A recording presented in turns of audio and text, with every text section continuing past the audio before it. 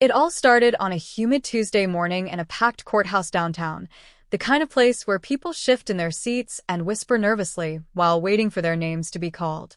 The tension in the air was heavy. Maybe it was the heat, or maybe it was the case that had drawn in a large crowd, with media standing outside and local news vans blocking most of the curb. Inside, emotions were already running high. What no one knew was that before the clock struck noon, a mistake, one fueled by prejudice and a dangerous assumption, was going to change everything. Jamal had only come to court that day for something simple. He wasn't in trouble. In fact, he was there to support someone else, a neighbor, an older man he'd helped after a misunderstanding with his landlord. It was one of those favors people didn't think twice about. Jamal believed in doing the right thing, even if it was small. That's just how he was raised. But as he stepped inside, dressed in a clean white shirt, slacks, and quiet confidence, it was clear not everyone saw the same thing when they looked at him. At the same time, Chief Marcus Reed was standing just a few feet away, dressed in plain clothes, observing the courtroom quietly. No badge showing, no uniform, just a calm, focused presence. Marcus had been a police officer for over 20 years, recently promoted to Chief of Internal Affairs. He wasn't flashy. He believed in staying grounded and paying attention to details. He'd heard rumors about a certain officer connected to a troubling pattern of complaints, and today he was following up, watching, listening, trying to see things for himself. But one officer in that courtroom wasn't interested in details. Officer Bryant, known for his aggressive style and poor impulse control, was there for crowd control, but his eyes kept darting around the room. When he spotted Jamal standing quietly near the benches, something changed in his expression. No questions asked. No checking paperwork. Just a snap judgment. He stepped forward, barked a command, and before Jamal could even finish turning around to respond, the officer's fist connected with his jaw. Gasps rippled through the courtroom. A woman screamed. Papers flew off the clerk's desk as people jumped to their feet. And just as Officer Bryant moved to grab Jamal again, ready to force him to the ground, a deep voice cut through the chaos like thunder. Stand down. Immediately, the courtroom froze. Bryant looked up confused. The voice had come from the man he hadn't even noticed, Marcus. Calm, collected, but commanding. The kind of voice that made people listen without question. Still, Bryant didn't back off. Who do you think you are? He barked. Marcus reached into his jacket and slowly pulled out his ID. Police Chief Marcus Reed. Internal Affairs. And you just assaulted an innocent man in front of witnesses in a courtroom. The silence that followed was heavy. Every eye in the room was now on them. The officer's face turned pale. Jamal was still on the ground, holding his jaw, stunned not just by the punch, but by how quickly things had spiraled. It should have ended there, with the apology, with an arrest. But this story? It had only just begun. Because outside that courthouse, someone else had been watching. Her name was Sarah, a journalist who'd come for another case, but stayed when she saw the commotion.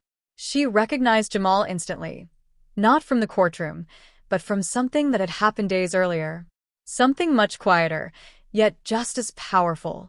That day on the city bus, Jamal had given up his seat to a tired, pregnant woman, a small act of kindness that sparked a surprising chain of events.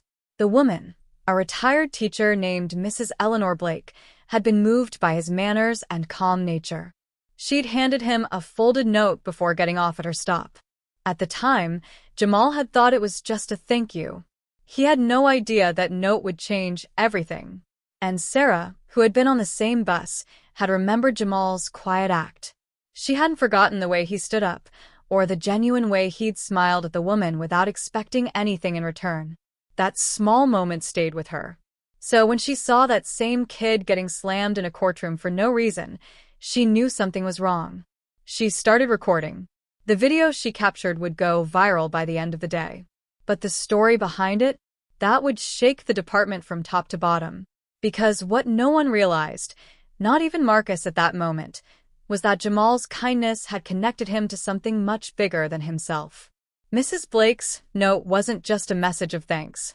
It contained a name, a case number, a buried file. Something that tied her past, Jamal's family, and the justice system together in ways none of them could have expected. And now, with the eyes of the public watching, secrets were about to unravel. Ones that would question how justice is served and who gets to decide what someone looks like before knowing who they are. But in this moment, right here, Jamal was still sitting on the floor. The courtroom was still tense. Chief Marcus Reed was staring down the officer who made a costly mistake. And outside, Sarah was uploading her video with one sentence in the caption. He punched the wrong man. He had no idea who he was. And just like that, the story took on a life of its own. One rooted in assumption, but driven forward by truth. What came next? No one saw it coming. The courtroom hadn't been that quiet in years. People stood frozen, waiting for what would happen next. Officer Bryant slowly backed away, his face red, not from shame, but confusion and panic. He'd been in courtrooms before, even had complaints filed against him, but none of them stuck. This was different. He didn't just swing at any man. He punched a high-ranking police official's guest and did it in front of everyone, including a journalist whose phone was still recording. Jamal stayed on the ground a little longer than he needed to. Not because he was hurt, though the hit had been hard, but because something had shifted in him. Just days earlier, he was sitting on a bus thinking about homework, about his mom's night shift, and about how life seemed so ordinary. Then he gave up his seat to a woman who looked like she could use a break. He had no idea that moment would echo into something this big. His thoughts were racing. Who really was this woman? Why did she hand him that note with a name and case number scribbled on the back? And now, what did Chief Marcus Reed have to do with any of this? When Jamal finally stood, Chief Reed was already speaking to the bailiff, pulling rank quietly, his voice calm but firm. Officers who had just stood by awkwardly during the altercation were now snapping into attention. One of them stepped toward Jamal and asked if he needed medical help, but he shook his head. "I'm okay," he said. "Just confused. You and me both," Sarah whispered from behind him. Jamal turned and recognized her from the bus. It was strange seeing her here, with a press badge now clipped to her blazer. She had the same look of concern, but this time she wasn't just observing. She was documenting, watching the truth unfold in real time. Chief Reed walked over and asked Jamal quietly, "That punch. You want to press charges?" Jamal paused. "Right now. I just want to know why he did it."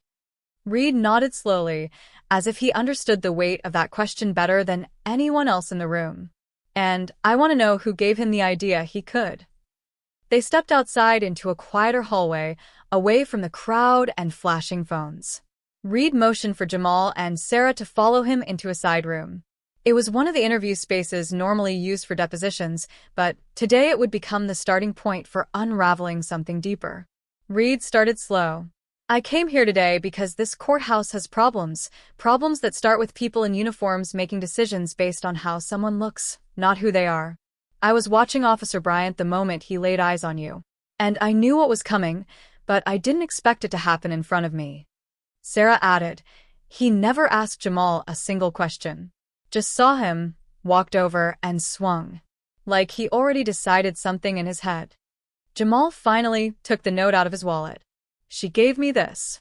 The woman on the bus. I didn't know what it meant." Reed took the paper gently, squinting at the faded handwriting. His eyes narrowed when he saw the case number. "Where did she say this was from?" "She didn't," Jamal said. "Just thanked me for giving her a seat, said I reminded her of someone, and handed it to me." Reed stepped back like the paper had burned his hand. "This case number, this is from a file that disappeared over 15 years ago. Internal investigation involving an undercover unit. Most of the records were sealed, or supposedly destroyed." Jamal's eyebrows rose. "So, what does it mean?" "It means she wanted you to know something," Sarah said quietly. "And now that this happened today, there's no turning back." What they didn't know yet, but would soon discover, was that Mrs. Blake had once been a key witness in a corruption probe involving 2 police officers and a court clerk accused of tampering with evidence. Her testimony never made it to trial. Something happened back then. The case was buried, files vanished, and she retired early under circumstances no one talked about. The case number she gave Jamal was her way of making sure the truth didn't stay hidden forever. Meanwhile, word of the courtroom incident had already reached City Hall. Social media was exploding.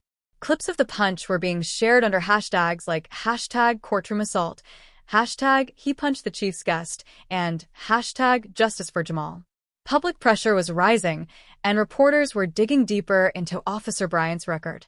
Old complaints were surfacing. Body cam footage from past incidents was being re-examined. Back at the station, Bryant had been temporarily suspended, pending an internal review. But behind the scenes, someone was pulling strings, trying to keep things quiet. A memo had already been drafted suggesting Jamal had acted suspiciously and refused to comply with commands. But there were too many witnesses, too many phones rolling, and now, too many people asking the same question. Why him? Reed had seen it before. Too often. A young black man, doing nothing wrong, suddenly becomes a threat based on nothing but someone's fear. The difference this time? The man who saw it happen wasn't just another bystander. He was the police chief, and he wasn't going to let it slide. That night, Jamal went home and told his mother everything. She listened quietly, holding her breath during the parts where her son was on the ground, stunned and unsure. Then she looked at him the way only a mother could, with pride and worry all mixed together. "This world," she said softly, "will try to tell you who you are. But you already know. Don't ever let them change that." Later, Jamal sat by the window, scrolling through headlines with his name in them. It didn't feel real. He never wanted attention. All he'd done was be kind to a stranger and show up for someone else. But now he was in the middle of something bigger than he'd imagined. As the hours passed, he couldn't stop thinking about the note, about the case, and about why someone would try so hard to hide the truth all those years ago. Whatever it was, he knew now he couldn't walk away from it. He had to know what really happened. And the truth was only just beginning to surface. The next few days moved fast, but for Jamal, it all felt like a slow-motion blur. He wasn't used to reporters calling his name or news vans parked outside his apartment. Every time he stepped outside, someone wanted a statement, a photo, or a comment. People from all over were sharing his story, most of them outraged by what had happened, some using it to push their own agenda. But Jamal wasn't interested in becoming a symbol. He just wanted answers. Why was a simple act of kindness on a bus now tangled up in a police scandal? And what did that note mean for the people trying so hard to cover it up? Meanwhile, Chief Marcus Reed had gone quiet. Not because he didn't care. If anything, he cared too much, but because the name on that case file had reopened a wound inside the department that never truly healed. He started digging into the records, what little there was. A few names kept coming up, including a former officer named Daniel Webb, who'd left the force under strange circumstances and now lived 2 towns over in a quiet neighborhood, far from the chaos he helped create years ago. But Marcus knew this wasn't just about a retired officer. There were still people inside the system who had ties to that old case. People who remembered Mrs. Blake, and not kindly. The way she had tried to speak out back then had made some powerful enemies. And now that her actions were rising back to the surface, someone would want to silence them. Again. Sarah, the journalist, was facing her own kind of pressure. Her editor called her in twice that week, urging her to soften the angle, pull back on the part about the note. Just focus on the assault, they said. That's the headline people care about. But Sarah wasn't having it. She knew something deeper was going on. The case number, the reaction from Reed, the way Officer Bryant had reacted without hesitation, it wasn't random. It was planned, or at least rooted in something ugly. Late one evening, she sat at her kitchen table surrounded by old newspapers, court records, and a notepad full of questions. Her wall was covered in names and dates, like a crime show detective's board. She noticed a pattern: cases dismissed without explanation, people transferred or retired right after internal complaints were filed. It all led back to one building, the East Side Precinct, the same one where Marcus Reed started his career. That connection sent her digging into Marcus's past. She found something unexpected. Years ago, Marcus had filed his own complaint, anonymous, but traced back to his station. It was around the same time Mrs. Blake gave her original testimony. Sarah didn't know if Marcus had tried to expose something back then and failed, or if he'd been silenced too. Either way, it gave her more reason to trust he wasn't just helping Jamal out of duty. There was a deeper link, maybe even regret. Meanwhile, Jamal was starting to piece together parts of the story on his own. One night, he sat down with his mother and showed her the note again.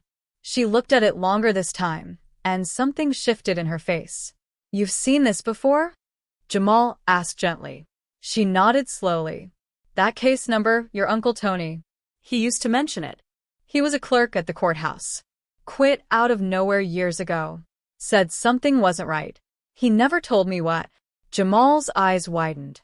He'd barely known his Uncle Tony, only seen him at a few family events when he was younger. But if he'd been connected to this too, then that meant the story wasn't just about strangers. It was about family. They drove to Tony's place the next morning. A quiet man with cautious eyes, Tony answered the door like he expected trouble. When Jamal showed him the note, Tony sighed deeply and pulled them inside. What he said next changed everything. "I was part of the filing team when that case was active. I saw the real reports. They were supposed to expose 2 officers for planting evidence. The woman who came forward, Eleanor Blake, she brought documents, voice recordings, even names. But before the case could move forward, everything vanished. Orders came down from above. I was told to refile it under a different code and shred the originals. I didn't do it. I hid them." "Where?" Jamal asked, heart racing. "In a lockbox. Storage facility. I haven't opened it in years." Jamal and his mom exchanged glances. Sarah and Marcus needed to hear this. That night, the group met in a small diner outside city limits. A safe place. Tony brought the files, dusty but real. The kind of paperwork that couldn't be explained away. It wasn't just about crooked cops. It was a system failure. Judges, clerks, maybe even supervisors, people who'd looked the other way, and some who actively helped cover things up. Sarah scanned the papers while Marcus read through them in silence, his jaw tightening with every page. This wasn't just a story anymore. This was evidence. But the deeper they looked, the more danger they felt creeping in.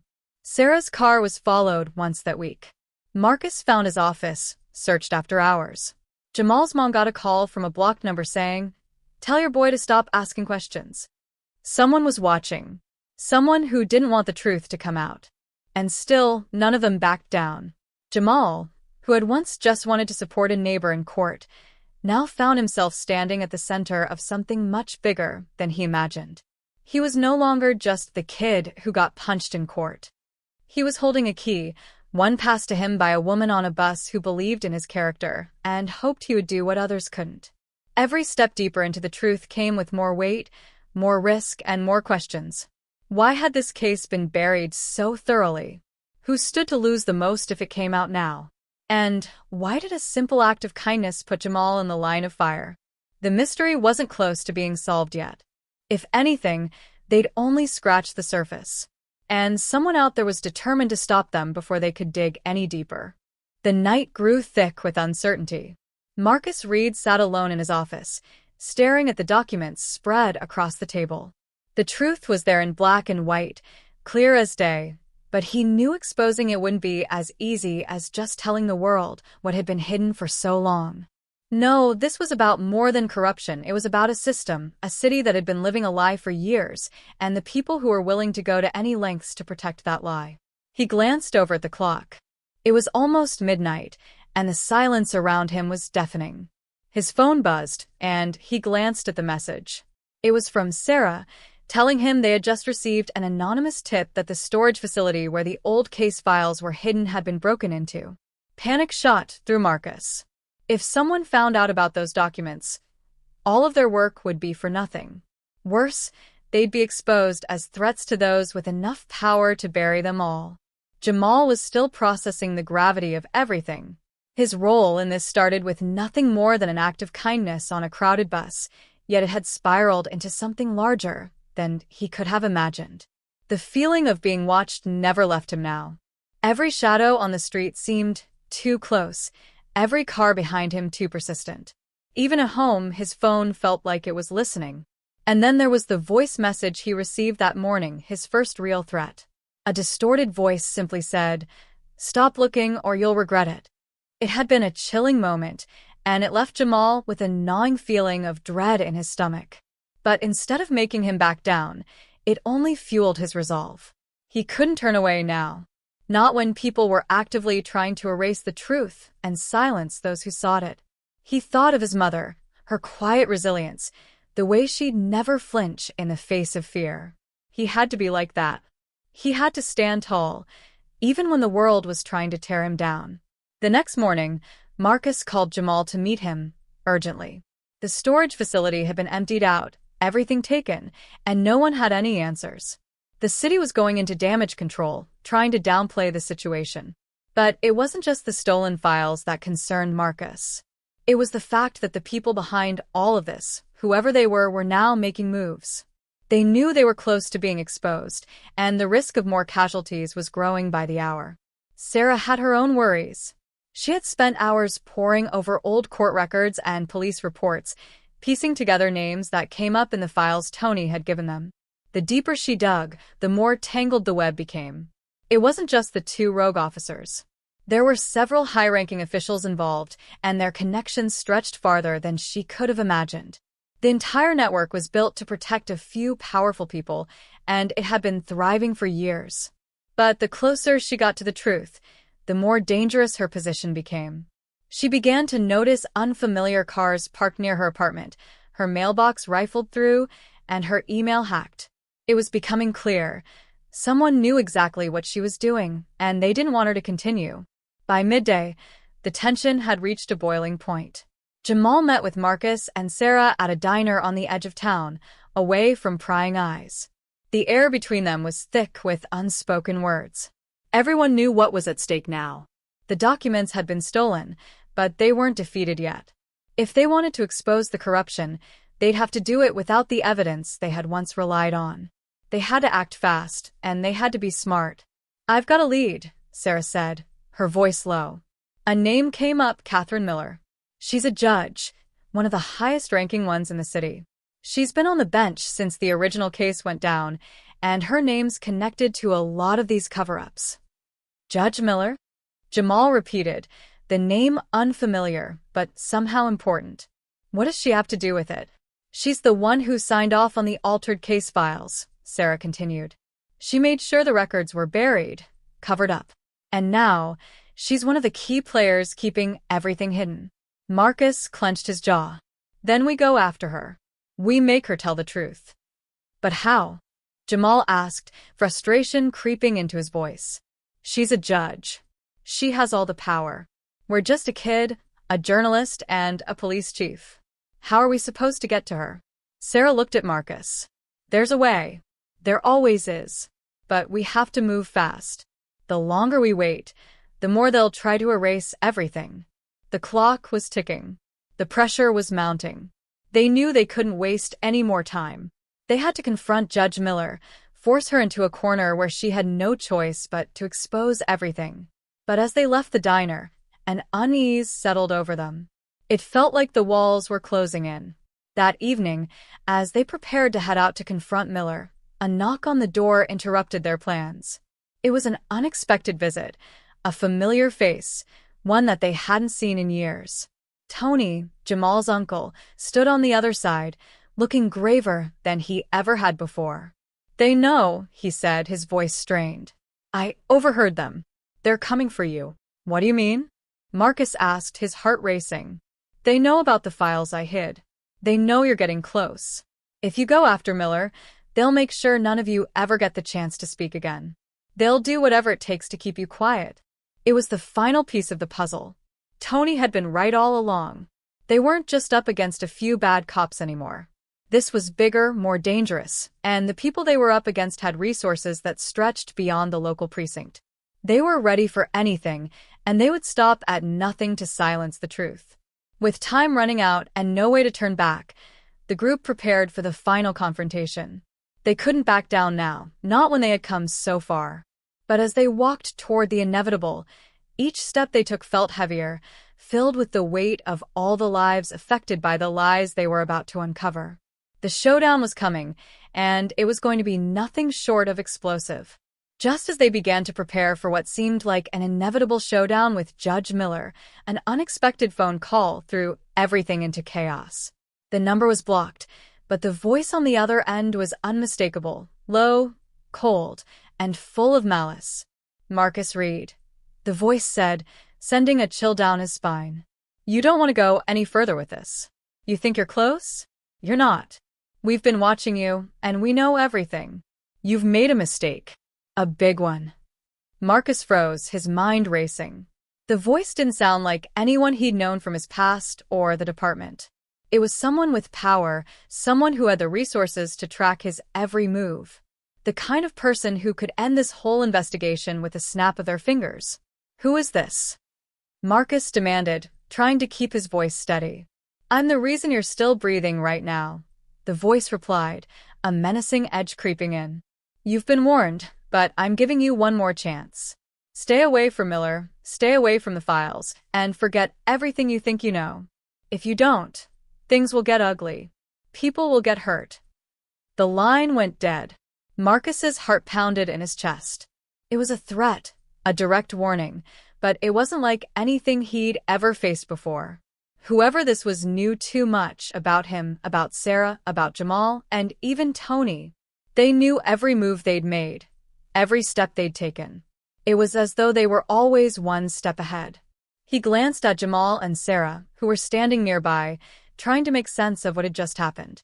Jamal's face was tense, his eyes wide with confusion and fear. Sarah had already picked up her phone, starting to dial.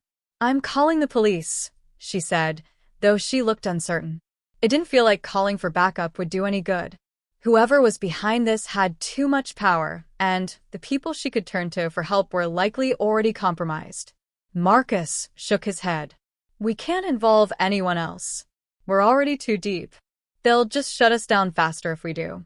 There was a brief silence as Sarah hesitated, but she seemed to understand. The threat was clear, and it had escalated to a point where going public or calling in reinforcements would likely be disastrous. "Then what do we do?" Jamal asked, his voice tight with frustration. Marcus looked at him, feeling the weight of the decision bearing down on him. The files. The note. The corrupt officers. The people who had been hiding the truth for years, they were all still out there, and they had no intention of letting the truth surface. Every door they'd open seemed to close with an even greater threat behind it. "I think I know who's behind this," Marcus said slowly, his voice low with realization. "But it's not who you'd think." Sarah furrowed her brow. "Who?" "Judge Miller isn't just a player in this. She's a pawn." The real power behind everything, behind the cover-ups, behind the manipulation, is someone with more authority than I realized. Jamal looked at him, confusion flickering in his eyes. "You're saying Miller is innocent? She's just been a part of something bigger?" Marcus nodded grimly. "Yes." "Miller's been following orders. The person pulling the strings. It's someone who has the means to control every move I make. Someone who has the influence to make sure none of this ever sees the light of day." "Who?" Sarah asked, her voice barely above a whisper, as if the name was already looming in the room. Marcus took a deep breath. "It's Chief Carl Dawson." The name hit like a bombshell. Carl Dawson was a name known throughout the city. Powerful, respected, and untouchable. He was the head of the police force before Marcus had ever stepped into the role of chief, a man with deep connections in both the police department and the city's political infrastructure. Everyone who had ever worked under him spoke of his iron-fisted rule, his relentless ambition, and his ability to keep things quiet. "He's been behind the scenes this whole time," Marcus continued, his voice growing more intense. "It wasn't just about covering up a few bad apples. It's about controlling the entire narrative. He has connections that stretch beyond the city, and he's been using them to keep things locked down. I should have seen it before. He was the one who made sure that those files disappeared years ago. And now, he's making sure we never get our hands on them." Jamal was shaking his head in disbelief.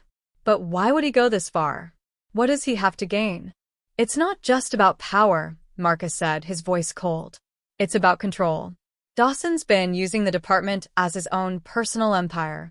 He's in bed with some of the city's most powerful figures, people who have more money than they know what to do with. The case that was buried all those years ago, Eleanor Blake's testimony, was a threat to everything Dawson had built. She was going to expose him, and she almost did. But he made sure no one ever heard her. But he didn't count on me, Jamal said quietly, as if realizing the weight of his role in all of this. No, he didn't, Marcus said, nodding. And now he's coming for us. He knows we're getting too close. That's why we've been followed. That's why the threats have started. Dawson has people in place, inside the department, in the courts, and beyond. He's pulling the strings, and he'll stop at nothing to keep the truth buried. The air in the room felt thick with tension, the stakes now higher than ever. The group knew they couldn't back down. They had to stop Dawson before he could silence them permanently. But how? Dawson was everywhere, and he controlled everything. He had the resources to cover up anything and everything. And even worse, he had allies in every corner of the city. We need to get to Dawson, Marcus said firmly. We need to confront him directly, but we can't do it alone. We need to be ready for anything. He's not going to let us walk away from this. As the gravity of the situation set in, the clock was ticking down. Dawson was onto them now, and he would do whatever it took to protect his empire. But Marcus, Jamal, and Sarah knew one thing for certain. This wasn't just about exposing corruption anymore. It was about survival. And the final confrontation was coming. The final confrontation came faster than anyone had expected. After weeks of tension, sleepless nights, and constant fear of being watched, Marcus, Jamal, and Sarah were finally at the heart of it all. The plan was simple, or at least it seemed that way. Get to Chief Carl Dawson before he could silence them completely, expose the network he had built, and make sure the truth was finally revealed to the world. But no plan ever goes off without a hitch, especially when the stakes were this high. They had gathered enough evidence, pieced together enough of the puzzle, and now it was time to face the man who had been pulling the strings all along. The air was thick with anticipation as they entered Dawson's office, their nerves steeling for what was coming. Marcus had been to this office before, but this time it was different. This time, the power dynamic was shifted. He wasn't just some detective under Dawson's command. He wasn't just another cog in the machine. This time, Marcus was ready to bring it all down. Dawson was seated behind his massive desk, his calm demeanor doing nothing to quell the tension in the room. He looked up as they entered, a faint smirk on his face, as if he knew this moment was inevitable. Well, he said, his voice dripping with sarcasm. The little team of misfits has decided to finally make their move. What's it going to be? You think you can take me down with a few stolen documents and some half-baked accusations? Marcus stepped forward, his voice steady, but laced with anger. You're done, Dawson. We know everything. We've seen the files. We've connected the dots. You've been running this city for far too long, and it ends now. Dawson chuckled, his fingers tapping rhythmically on the desk. You really think you figured it all out? You think you've got me? You're just a pawn in a much bigger game. You're nothing compared to the people I answer to. Sarah stepped forward now, her expression fierce. We've already exposed you for what you are. It's over. Dawson's face hardened, but he didn't move. You think you can just walk in here and make demands? You've got no idea what you're dealing with. The people I work with will make sure you disappear without a trace. But before anyone could react, the door behind them slammed shut, and they turned to see several uniformed officers stepping into the room. Marcus's heart skipped a beat. It was all happening too fast, and the officers weren't the ones they had expected to show up. Then a figure stepped into the room, and it all clicked. Carl Dawson stood up from his chair, his expression now cold, as he turned toward the new arrival. You really think you can stop this, huh? He said, his voice tight with fury. The figure was none other than Tony, Jamal's uncle. But this wasn't the Tony they knew, the one who had been on their side for so long. This Tony was different. His stance was unshaken, his eyes steely with determination. The last person they had expected to betray them was the one who had been with them from the start. You don't get it, do you? Tony said, his voice almost unreadable. "You thought I was on your side, but I was just waiting for the right moment to end this once and for all." The shock hit them like a wave. Marcus took a step back, his mind struggling to process what he had just heard. Tony, the one person they had trusted the most, was working with Dawson? The one person who had given them the tip-offs, the one who had seemed like their ally, he had been a part of the corruption all along. "I never wanted any of this to happen," Tony continued, his voice steady, but there was a hint of regret in it. "But I was in too deep. I couldn't walk away. They had my family, my future, my entire life. And the only way to protect them was to keep the secrets hidden. You think you've got a chance? The people who pull the strings, they make sure things don't get out of hand." Jamal's stomach churned. The betrayal was like a gut punch, and he couldn't bring himself to look at his uncle. The man he had respected, the man who had always seemed like a father figure to him, was now standing with the enemy. Marcus's gaze flicked from Tony to Dawson, and then to the officers in the room. Everything was crumbling before his eyes. They had been so close. But now they were trapped. "What happens now, Tony?" Marcus asked, his voice low. "What do you want us to do?" "Just walk away." Tony shook his head slowly. "You can't win." Not now. "I've already made arrangements. You think you can expose Dawson and walk out of here alive? It's not going to happen." Just as the tension seemed unbearable, a sudden sound rang out, sharp and unmistakable. The door burst open, and a new figure walked in, cutting through the chaos like a knife. It was Catherine Miller, the judge they had been after all along. But what they didn't expect was the look of defiance in her eyes. "I'm not doing this anymore," she said, her voice calm but firm. "I'm not hiding behind the lies any longer." The room fell into stunned silence. Tony, Dawson, and the officers turned to face her, but it was clear that Miller had made up her mind. "I've been a part of this corrupt system for too long. And I'm done." With a quick motion, she pulled a file from her bag and tossed it onto Dawson's desk. It was the original case file, the one that had been buried all those years ago. "The truth is out there, and I'm not going to be a part of keeping it hidden anymore. Do with me what you will. But this ends today." The shock of it hit everyone like a lightning bolt. Tony stepped back, his face pale with realization. "You can't do this," he hissed. "You don't know what you're getting into." Dawson's face twisted with rage, but he couldn't stop the inevitable. The game had changed. The walls were closing in, and there was no way out for him anymore. The file was on the desk, and there was no taking it back. The truth was out. Marcus and Jamal exchanged a look, their hearts racing.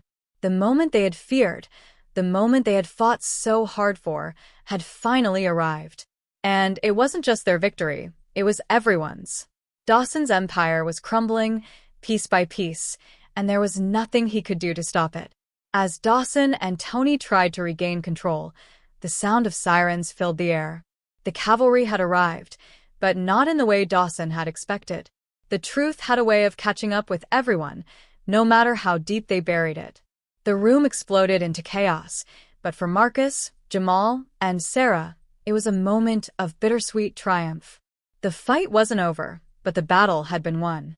And as the truth finally came to light, they realized that no one, not even the most powerful of them, could escape the consequences of their actions.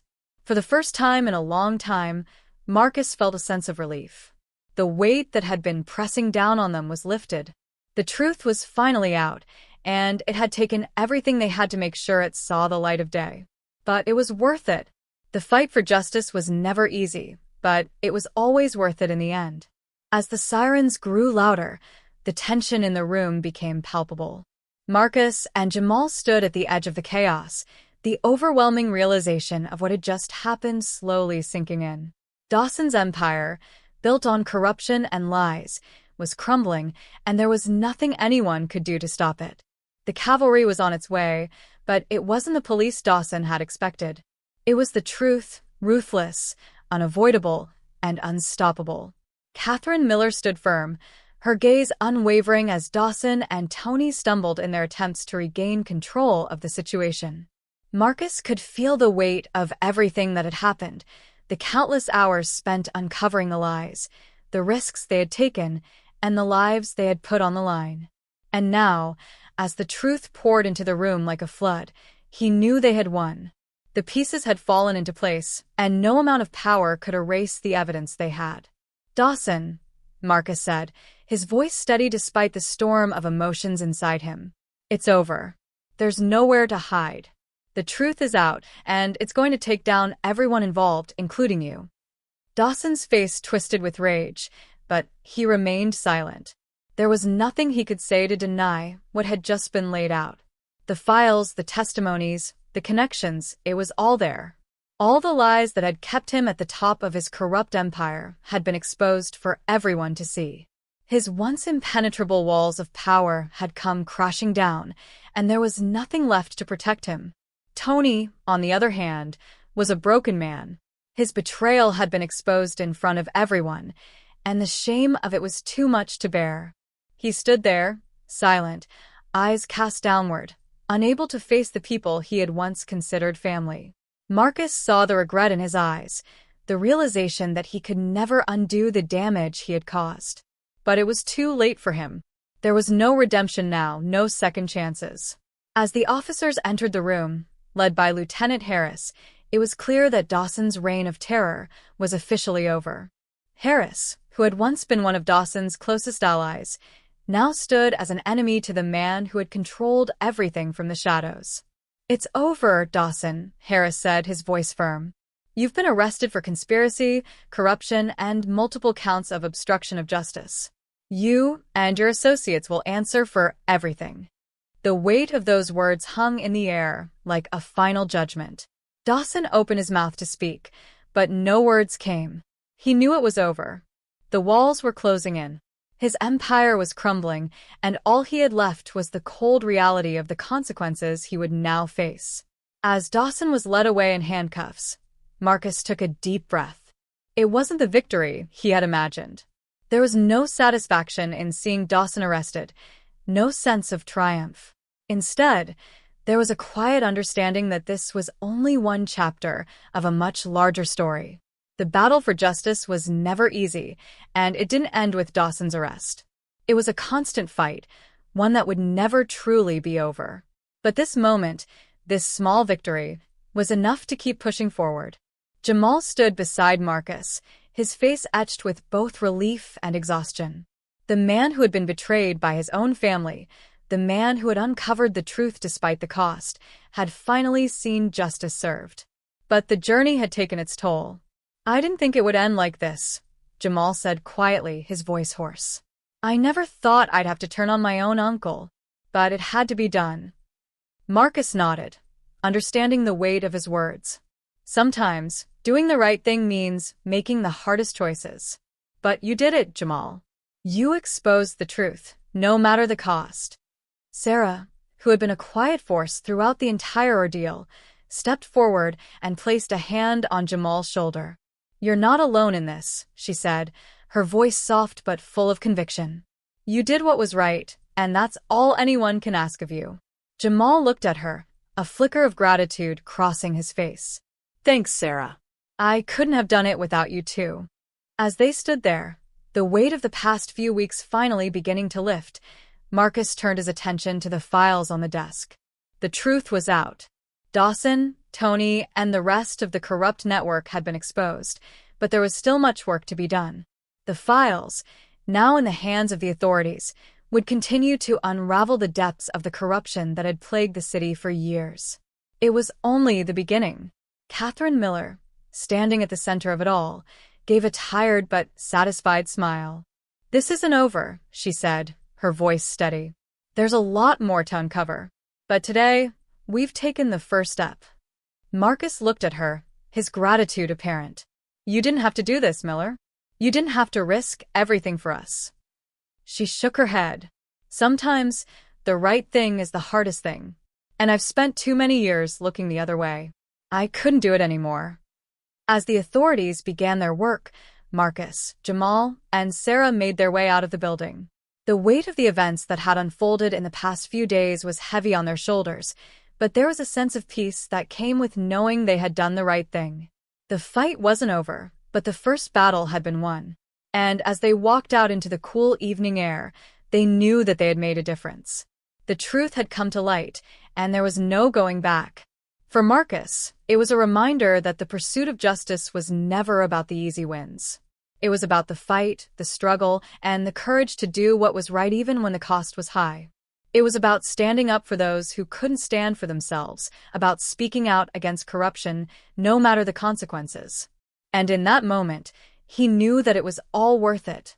As the trio walked down the steps of the courthouse, their heads held high, they realized that no matter how many battles they faced ahead, they would face them together.